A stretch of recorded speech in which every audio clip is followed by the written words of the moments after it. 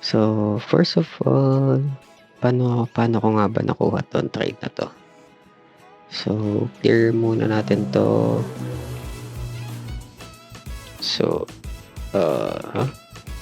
So, first tingnan niyo muna yung, ano ba yung structure niya. So, this is an uptrend, multiple breakouts here. Yan. Yan. So, we're looking for long here. Pero, 'di ba, sobrang taas niya na. So, mababa tayo ng bababa. So, ito, nakita natin ito. And so, nagkaka-structure na siya dito. Yan. So, yung kanina, kasi ito na yung present move niya.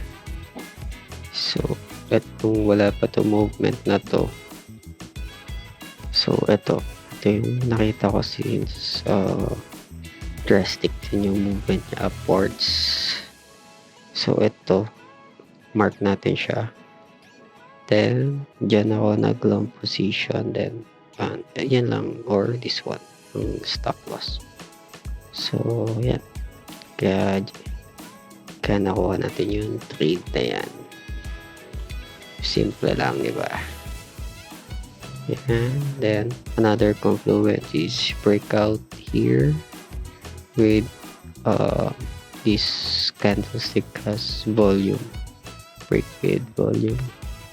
Yan. So, that's it. And waiting lang ako dito sa next setup na to. Since yan, that's just a breaker. Ito yung una kong tinitingnan kaso mitigated na siya eh.